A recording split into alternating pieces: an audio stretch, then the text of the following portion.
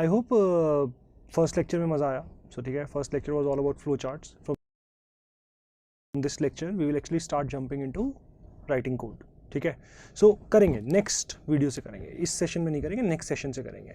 सो इस सेशन के अंदर I just want to give you a brief about a little bit, I just want to talk to you little bit about Java.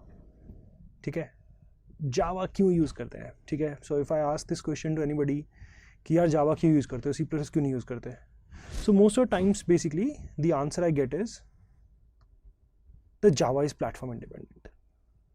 ठीक है, so ठीक है, चलो इसके बारे में बात करेंगे. But before we jump into that I just want to talk to you little about how whole programming thing works, at least Java C plus plus, how does it work, चलता कैसे है सब.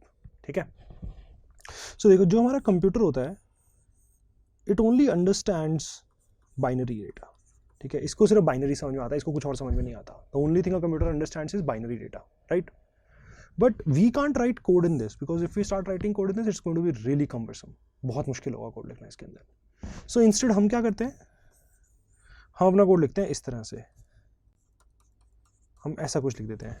ठीक है, दैट टेल्स द सिस्टम. ठीक है, अभी तुम्हें समझ नहीं भी आ रहा, दैट्स ओके. बट बेसिकली मैं ऐसा कुछ कह रहा हूँ कि यार एक नंबर है, कोई जे में स्टोर्ड है, J+5, जो भी नंबर आएगा उसको आई में स्टोर कर दो. देखी थी ना फ्लो चार्ट के अंदर स्टोरेज, बस हमने स्टोरेज में स्टोर कर दिया. हम ऐसे लिखना चाहते हैं, कंप्यूटर को ये समझ में आता है, हमें कंप्यूटर की समझ में नहीं आ रही, कंप्यूटर को हमारी समझ में नहीं आ रही. अब क्या करें.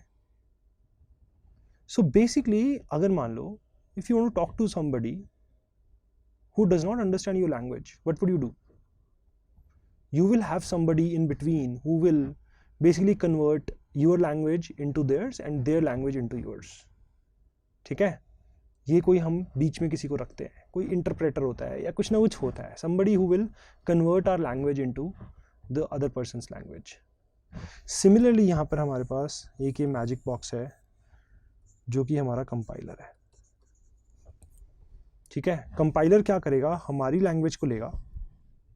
हमारी लैंग्वेज कौन सी, सी प्लस प्लस, जावा, जैसी भी लैंग्वेज, उसके कोरस्पॉन्डिंग कंपाइलर होगा कोई ना कोई. सी प्लस के लिए अलग कंपाइलर है, जावा के लिए अलग कंपाइलर है. जावा वाला जो हमारा कंपाइलर है वो इसको ऐसी लैंग्वेज में कन्वर्ट करेगा जो कंप्यूटर को समझ में आती हो. Generally this what a compiler is supposed to do, हमारी लैंग्वेज को कंप्यूटर की लैंग्वेज में कन्वर्ट कर देगा, ताकि जो भी हम कोड लिखें वो कंप्यूटर को समझ में आए कि कैसे उसको एक्चुअली एग्जीक्यूट करना है, एक्चुअली काम कैसे करना है उसके बेसिस पे. ठीक है, so that's what a compiler is. बहुत इंपॉर्टेंट चीज़ है, ये समझ में आनी चाहिए. हम जो भी लिखेंगे before it gets executed on computer it has to pass through a compiler.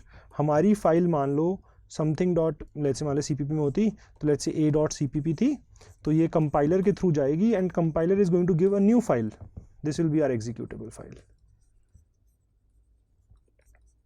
ठीक है, सो कंपाइलर हमारे लिए एक फाइल इनपुट लेता है और दूसरी फाइल हमें आउटपुट में दे देता है. जो दूसरी फाइल है वो कंप्यूटर पे डायरेक्टली रन हो सकती है क्योंकि वो एग्जीक्यूटेबल फाइल है. ठीक है, great, so that's great. But अब ये जावा में प्लेटफॉर्म इंडिपेंडेंस क्या होती है, what is this platform independence. अच्छा, so it comes from the fact first of all कि मान लो मेरे पास CPP की एक फाइल है, मैंने इसको कंपाइल किया, मुझे एक एग्जीक्यूटेबल फाइल मिल गई, लेट्स कॉल इट a.out. ऐसे ही मेरे को नाम रखना था, मैंने नाम रख दिया a.out, मेरी इस फाइल का नाम है. अब इस फाइल को अगर मैं इस सिस्टम पे चलाता हूँ, लेट्स से ये मेरा एक सिस्टम है, इंटेल प्रोसेसर है, some specific processor of Intel, and let's say इस पे विंडोज़ इंस्टॉल्ड है. मैंने एक प्रोसेसर के ऊपर और जिस पे एक ऑपरेटिंग सिस्टम है उसके ऊपर मैंने अपनी फाइल चलाई. मान लो एक और प्रोसेसर है, एक अलग कंप्यूटर है, आर्म प्रोसेसर है, लेट्स से एंड्रॉयड चल रहा है इसके ऊपर, मुझे इसके ऊपर भी चलाना है, इसको चल जाएगी क्या. देखो, द प्रॉब्लम इज जो भी ये प्रोसेसर है जिनको फाइनली हमारा काम करना है,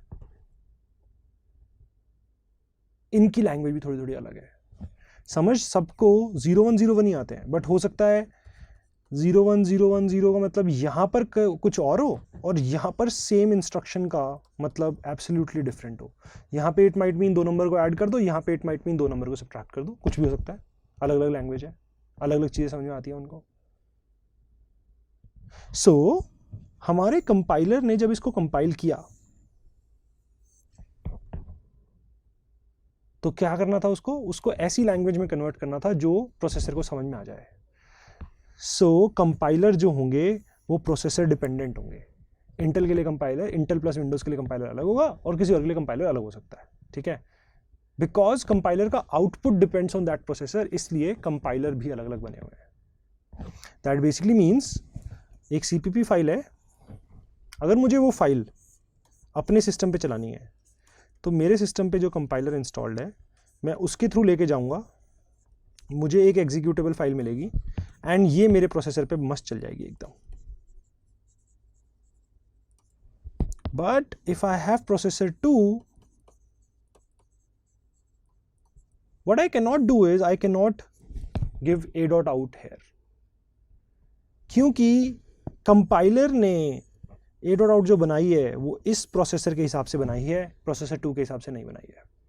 So what we will have to do is we'll have to make this code go through this compiler which is corresponding to this processor, which will generate a different a.out which can run here successfully। ये नहीं हो पाएगा, cross नहीं हो पाएगा, compiled code cross नहीं हो पाएगा। सेम कोड मैं 2 जगह पे चला पा रहा हूं, सेम कोड चल जाएगा 2 जगह पे, उसमें प्रॉब्लम नहीं है। प्रॉब्लम कहां है? कंपाइल्ड कोड नहीं चलेगा। इसलिए हम कहते हैं C++ is platform dependent. C++ की जो एग्जीक्यूटेबल फाइल होती है ना, ये प्लेटफॉर्म डिपेंडेंट होती है। This is platform dependent. यार अगर मैं चाहता हूं कि मैं अपने प्रोग्राम सब कंप्यूटर्स में चला दूं, तो अब ये तो पॉसिबल नहीं होगा ना मेरे लिए कि मैं तुम्हें अपना कोड दे दूं। मैं क्यों दूं अपने कोड? मेरा कोड है, मेरे को अपने पास रखना है, मैं नहीं देना चाहता तुम्हें अपना code. But I will be okay मैं अगर तुम्हें एग्जीक्यूटेबल फाइल दे दूं, तुम्हें मैं कोड नहीं दे रहा, तुम एग्जीक्यूट कर लो उसको। कोड दूंगा तो मेरी तो सारी मतलब that's my hard work, why do I want to give you code? I don't want to give you code. अगर मेरे को वो नहीं देना है, मेरे को सिर्फ एग्जीक्यूटेबल देनी है, तो प्रॉब्लम है थोड़ी सी। फिर मुझे क्या करना पड़ेगा? मुझे हर टाइप के सिस्टम के हिसाब से डिफरेंट कंपाइल्ड फाइल्स बनानी पड़ेंगी और तुम्हें मैं फिर वो वाली कंपाइल्ड फाइल दूंगा डिपेंडेंट अपॉन योर सिस्टम। जावा में थोड़ा सा डिफरेंस है। जावा क्या कहती है, एक .java फाइल जो है, इसको जब तुम कंपाइल करोगे तो ये ना कंपाइल करके आउटपुट देती है, .class फाइल होती है एक। ये कहता है कि ये तुम किसी भी प्रोसेसर पे चला लो, चल जाएगी। प्रोसेसर 1 पे भी चल जाएगी, प्रोसेसर 2 पे भी चल जाएगी। यार बड़ी वियर्ड बात है ये तो। जब प्रोसेसर 1 को बात ही अलग समझ में आती है, प्रोसेसर 2 को बात ही अलग समझ में आती है, उनकी लैंग्वेज ही अलग है, तो सेम चीज कैसे चल जाएगी? सेम चीज नहीं चल पाएगी। But there is a catch. What happens is, जो ये .class फाइल है ये डायरेक्टली हमारे प्रोसेसर पे चल ही नहीं रही है। हमारा जो प्रोसेसर है इस पे डायरेक्टली नहीं चल रही। इस प्रोसेसर के ऊपर एक सॉफ्टवेयर बैठा हुआ है जिसको हम कहते हैं जावा वर्चुअल मशीन। ये .class फाइल जब इस JVM के पास गई, इसने इस प्रोसेसर के कोरस्पॉन्डिंग कुछ एग्जीक्यूटेबल फाइल बनाई, लेट्स कॉल इट C1।